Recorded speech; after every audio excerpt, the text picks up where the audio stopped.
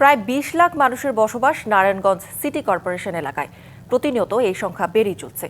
মানুষের আবাসন নিশ্চিতে একের পর এক উঠছে বহুতল ইমারত, কিন্তু এসব ভবন কতটা নিরাপদ তা নিয়ে সন্দেহ রয়েছে।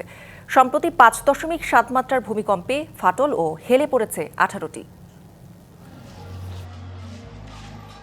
গেল ২১ নভেম্বর ৫.৭ মাত্রার ভূমিকম্পে সিদ্ধিরগঞ্জ হাউজিংয়ের এই বহুতল ভবন দুটি একে অপরের দিকে হেলে পড়েছে। প্রাথমিকভাবে ঝুঁকিপূর্ণ ঘোষণা করে স্থাপনা দুটিতে বসবাস বন্ধের নির্দেশ দিয়েছে রাজধানী উন্নয়ন কর্তৃপক্ষ।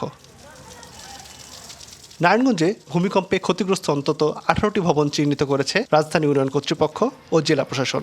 কোনোটির দেয়াল ও পিলারে ফাটল, কোনোটি আবার হেলে পড়েছে। ঝুঁকিপূর্ণ বার্তা পাওয়ার পর ধীরে ধীরে সরে যাচ্ছেন বাড়ির মালিক ও বাসিন্দারা। লাজুকের বাইসে সময় ওই লাগাই দিয়ে গেছে, আর খালি একটা বাড়াইটা আছে, বাসা পাইতেছে না, এটা যাইব দেখবেন। আমরাও বাসা দেখতেছি। এখন আব্বু বলছে যে যেহেতু ওনারা আসুক পরীক্ষা করতে, যদি ওনারা বলে ছেড়ে দিতে আপাতত চলে যাব। বুয়েটের ইঞ্জিনিয়ার আসিয়া এটা অডিট করবো, অডিট করার পরে যদি এটা ঠিক থাকে থাকার অনুমতি দিব, না থাকা থাকলে ভাঙার অনুমতি দিব। বারবার ভূমিকম্পের ঝাঁকুনিতে জনমনে উদ্বেগ বেড়েছে। স্থানীয়রা বলছেন, বড় দুর্ঘটনার ঝুঁকি কমাতে ক্ষতিগ্রস্ত বাড়িগুলো যথাযথভাবে পরীক্ষা করে স্থায়ী সিদ্ধান্ত নিতে হবে। রাজুকের মানুষরা নোটিশ দিয়ে গেছে, প্রায় 4টা বিল্ডিং এর নোটিশ দিছে।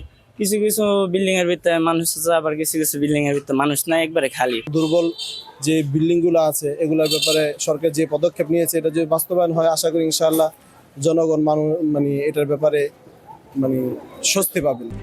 RICL TMX, যুগের পর যুগ স্থাপনা থাকে মজবুত।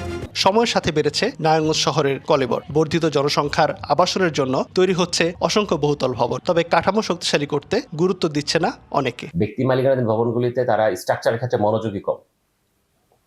যদি 5তলা 6তলা ভবন হয় বা 8তলা 10তলা ভবন পর্যন্ত আমরা দেখছি ডিপ্লোমা ইঞ্জিনিয়ার তারা ডিজাইন করায়।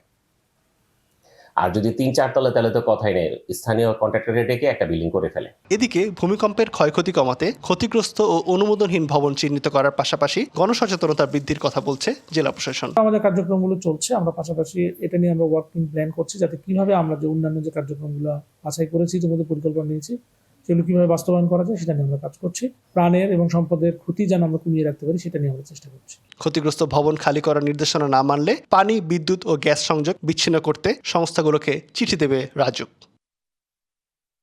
সাবিত আল হাসান, ডিবিসি নিউজ, নারায়ণগঞ্জ।